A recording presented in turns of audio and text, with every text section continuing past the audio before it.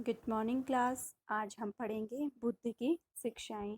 इससे पहले पढ़ा था हमने जो गौतम बुद्ध ने 4 दृश्य देखे थे, उनको देख के इनकी जिंदगी बदल गई थी। जो 4 दृश्य देखे इन्होंने, पहला देखा था इन्होंने एक बीमार व्यक्ति को, दूसरा देखा था इन्होंने एक वृद्ध व्यक्ति को, तीसरा देखा इन्होंने एक लाश को और चौथा देखा था एक सन्यासी को।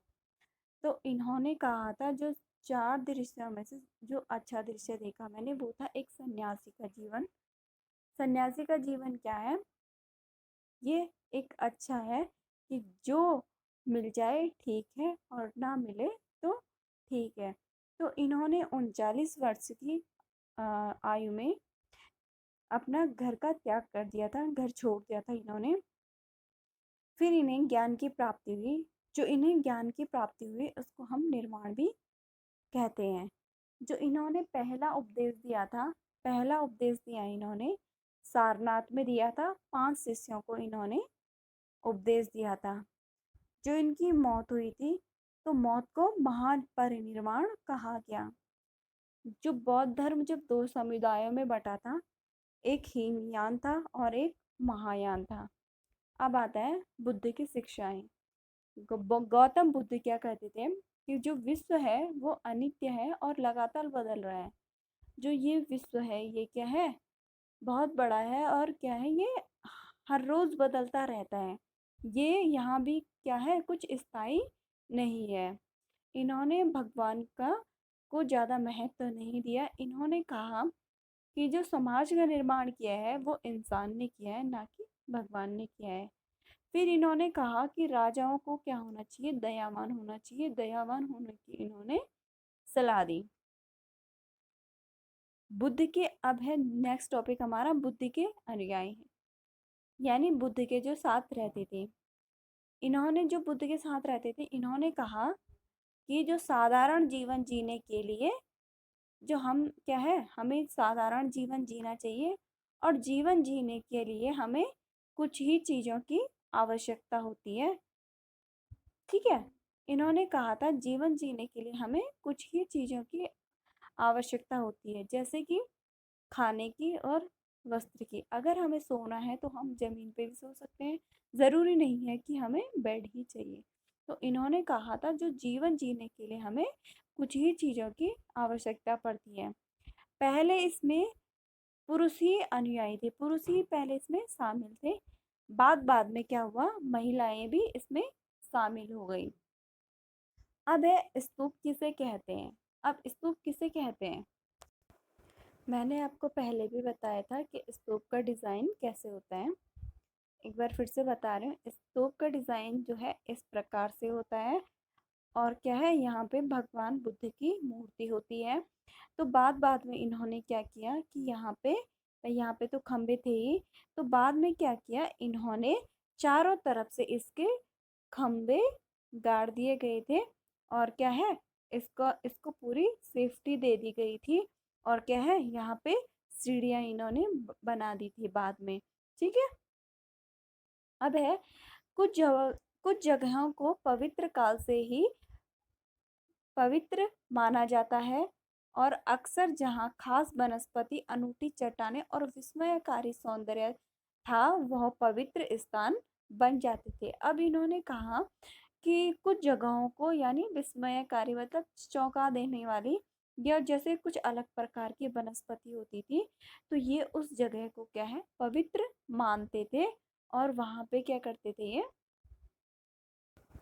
इन्होंने क्या किया कि कुछ स्थानों पे क्या है, वहाँ पे छोटी सी वेदी बना दी पूजा पाठ करने के लिए, और जिसे क्या है, चैत्य कहा जाने लगा। फिर इन पवित्र जगहों पर भगवान बुद्ध के जुड़े अवशेष गाड़ दिए गए। जो भगवान के, गौतम बुद्ध के क्या है, जो अवशेष, हड्डियां वगैरह थी, उनकी सामग्री वगैरह थी, तो क्या है, अवशेष यहाँ पे क्या है, गाड़ दिए थे इन्होंने उस जगह पे। और इन टीलों को क्या है, इन जो टीलों को स्तूप कहा जाने लगा। अब स्तूप कैसे बनाए जाते थे? स्तूप जो बनाए जाते थे वो बनाए जाते थे दान से। ठीक है, जो दान में दी गई राशि होती थी उससे क्या है, स्तूप बनाए जाते थे। और दान कौन देता था? दान देते थे राजा और शिल्पकार। ये सभी लोग क्या है, व्यापारी, ये सभी क्या करते थे, दान देते थे।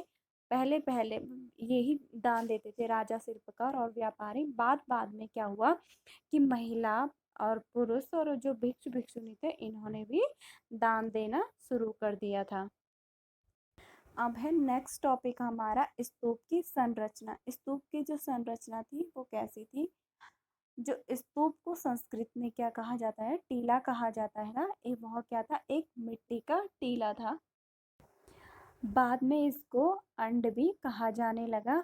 और जो संरचना है वो क्या है, धीरे धीरे जटिल होने लगी थी। वहाँ पे क्या है, वो स्तूप को चारों तरफ से वो खंभे गाड़ दिए गए थे और उनमें उनको चारों तरफ से घेर दिया गया था वो, ठीक है, खंभों से। बाद में यह क्या है, देवताओं का घर का प्रतीक बनने लगा। बाद में क्या हुआ कि इन्होंने क्या किया, वहाँ पे मूर्तियाँ वगैरह रख के भगवान का यहाँ पे घर बना दिया गया था। अब है हमारा नेक्स्ट टॉपिक, स्तूपों की खोज। अब स्तूपों की खोज कैसे हुई? प्रत्येक स्तूप का अपना एक इतिहास है। जैसे अमरावती का स्तूप। अमरावती का जो स्तूप है वह क्या है, एक प्राचीन स्तूप है। इस स्तूप के अवशेषों के रूप में मूर्तियां, पत्थर मिले, जो कि बाद में अलग अलग जगह ले गए। जो ये अमरावती का स्तूप था, इसकी जगह क्या है, कुछ मूर्तियां मिली, जैसे कि मूर्तियों की जगह पत्थर मिले, ठीक है। इसको क्या है, बाद बाद में अलग अलग जगह ले गए, जैसे कि बंगाल में, मद्रास में और लंदन में। अंग्रेजी अफसरों के बागों में अमरावती की मूर्तियां पाई जाती थी। अब क्या है कि जो अमरावती का जो स्तूप है वह क्या है, वह यहाँ की मूर्तियां इनकी मिलती थी अंग्रेजी अफसरों के बागों में, ठीक है। अब है हमारा नेक्स्ट टॉपिक, मूर्तिकला। मूर्तिकला क्या है? जो मूर्तिकला है, मूर्तिकला का अच्छा नमूना भारत में मिला। यहाँ पे जो भारत में क्या है, मूर्तियों के बनाने वाले जो थे वो क्या है, वहाँ पे एक अच्छा अच्छा नमूना मिला, जहाँ पे क्या है, मूर्तियाँ सुंदर और बहुमूल्य थी। जो मूर जो मूर्तियाँ थी वो क्या थी, बहुत सुंदर थी। और क्या है, ये अंग्रेज लोग जो थे, ये इनको मूर्तियाँ बहुत पसंद आ जाती थी, तो ये क्या है, यूरोप में इन मूर्तियों को ले जाते थे। पत्थरों पर गढ़ी कथाएं भी मिलती है यहाँ पे, जो क्या है, जो पत्थरों पे गढ़ी हुई कथा भी यहाँ पे मिलती है। जैसे कि एक पत्थर पे लिखा हुआ था, एक दानी राजकुमार के बारे में बताया गया था कि जिसने सब कुछ दान कर दिया था और अपने परिवार के साथ वो वन चला गया था। तो उसकी राजा की कहानी भी यहाँ पे इन पत्थरों पे मिलती है कि राजा ने क्या क्या कहा।